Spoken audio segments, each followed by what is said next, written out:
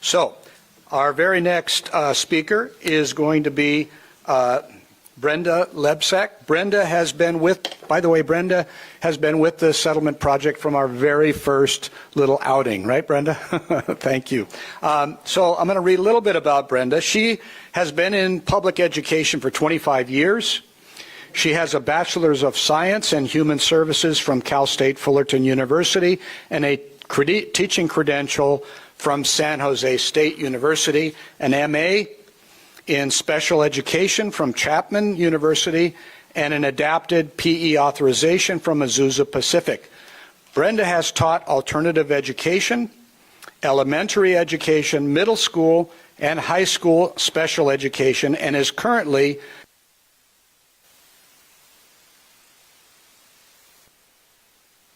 a school board member of the Orange County Unified School District from 24 to 2028. Oh, it says Orange.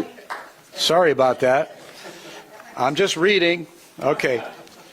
She coaches girls, high school soccer, and field hockey. Brenda has been married to Reverend Dr. Mark Lebsack for 34 years, and they have 2 grown children, a son and a daughter, and a son-in-law and 1 grandchild. Before going into education, Brenda was a peace officer for Orange County Probation Department and helped write the AIDS prevention curriculum. She was a children's ministry director in various churches and produced a children's music CD, Surf to the Sun, S-U-R-F. She directed summer outreach programs in Orange County and Las Vegas for 9 years. That was recognized in the Orange County Register and Las Vegas Sun newspapers, and she was endorsed by the Nevada Housing Authority. Let's welcome Brenda.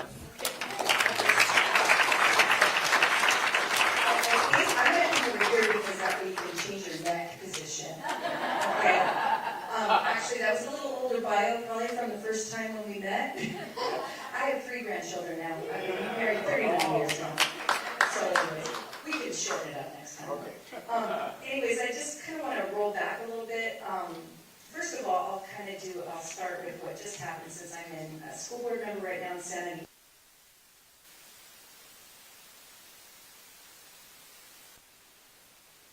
What I try to do is say we have to follow the law, and the law says we have to inform parents. And so we have a gender identity policy. And I said, as a board member, I'm not even sure how these gender support plans are created. So don't you think that my constituents deserve in our district? And they couldn't say no, because it's ed code, inform parents. So we did that in August, and we had a lawyer come in, and actually, I'm going to tell you, I was part of the teachers union, and I was a state delegate of the teachers union, in fact, and even though there's a lot of really insane things coming out of the teachers union, there are a lot of great teachers out there. I have some friends in the audience that are great teachers. There's Sarah right there. But all I want to say is, when we did this presentation in August, the former president of my local union called me on the phone and said, Brenda, I was the president of our union and I never knew this was going on. So the deception is very deep, okay? And a lot of it is intentional because a lot of people they just want to get into their little, I'm going to do my job and I'm not political, so I'm going to put my blinders on because nobody likes conflict, right? And there's a hostile environment going on, as we can see, and especially what just happened with Charlie Kirk, horrific. Let me tell you when my eyes were first opened. As a teacher, I decided in 2015, I was going through the empty nest syndrome, my kids were leaving home. I'm like, I've been part of the teachers union a long time and I really don't know anything about it, so I think maybe I should go to a conference. So I looked up the conferences and I didn't see anything dealing with academics. It was like LGBT conference, human rights conference, social justice conference. I mean, there was a special ed conference, but I thought, well, the next one was LGBT, so I'm like, I'll go to that one. So I asked my union, they pay for everything. I get a plane flight to San Jose, I get free, beautiful Hilton hotel. Man, best food, great, I'm having a good time. And then Eric Hines was the CTA president at the time. He gets up there and says, talks about the Friedrichs versus CTA lawsuit in the Supreme Court that's coming up, and calls the plaintiffs a spawn of Satan.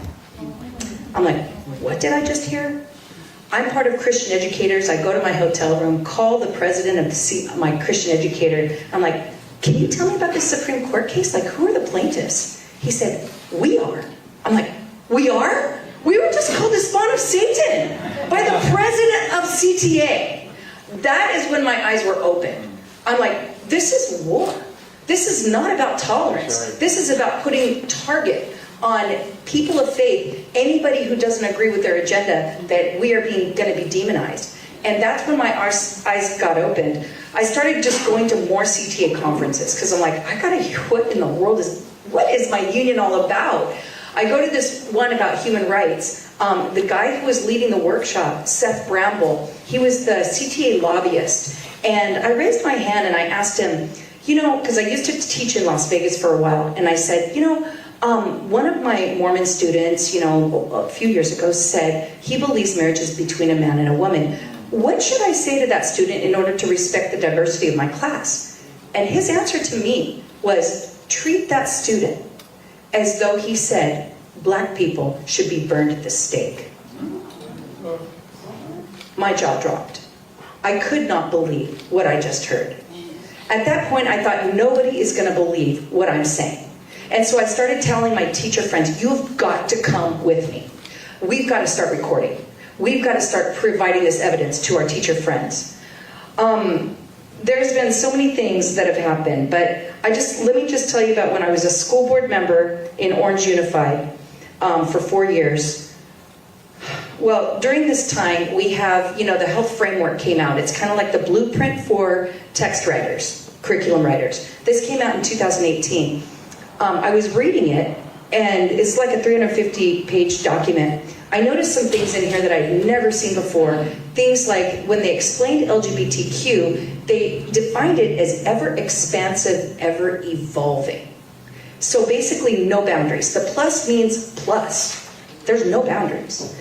So during this time, they had 60 days of community input. I give a community input, and I asked CDE, the State Board of Education, can you please include one sentence exempting pedophilia or minor attracted persons as a future evolving sexual orientation? They refused. They would not do it. The other thing I noticed is it had a term I'd never seen before, which was spiritual abuse.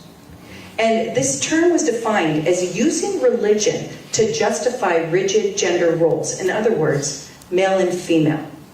So I thought, oh my gosh.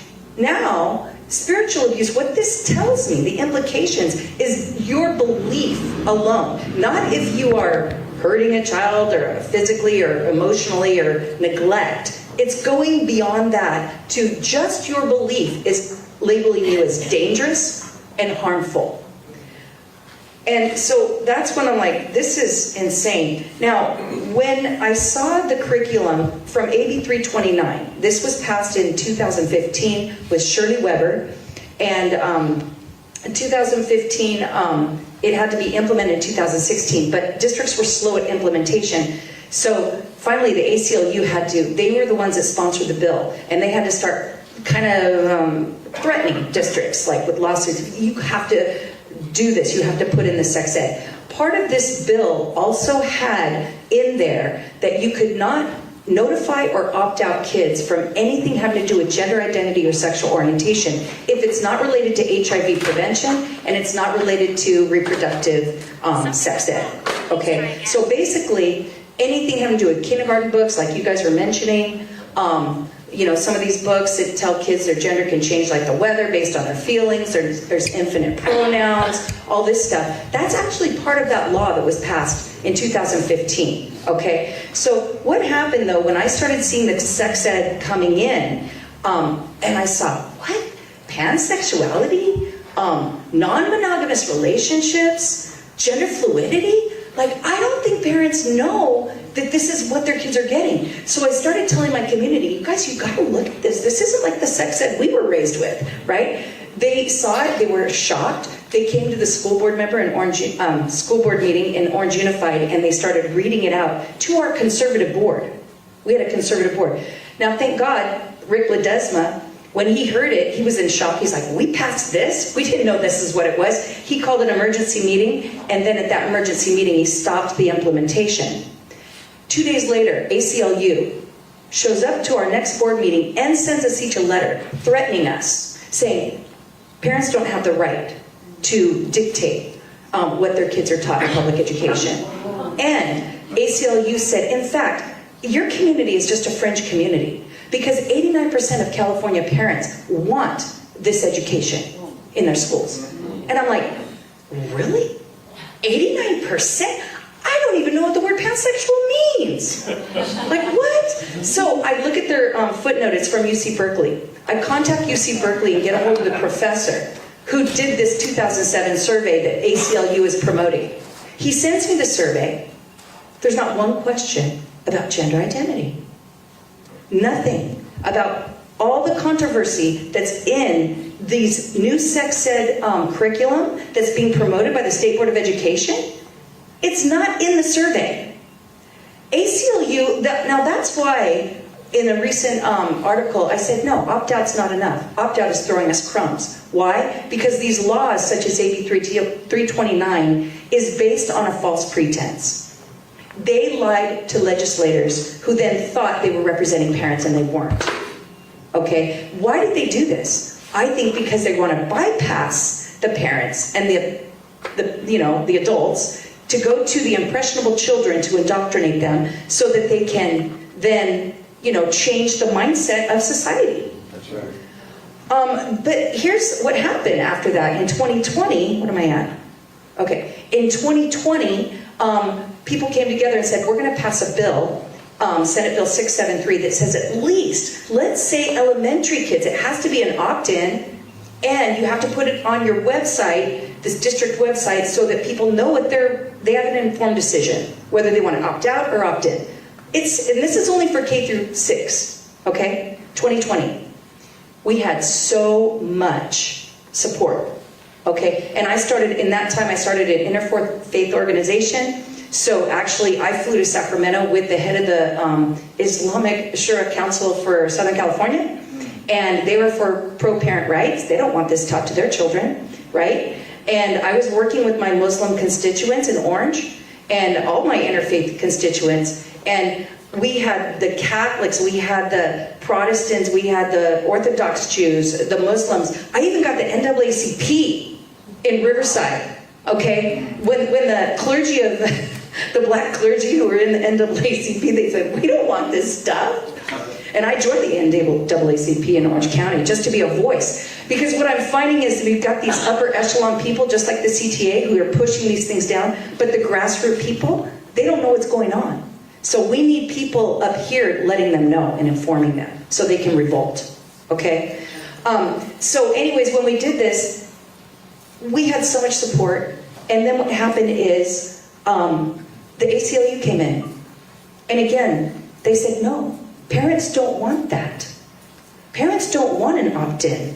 They don't want to know or want it on the website. Really, ACLU?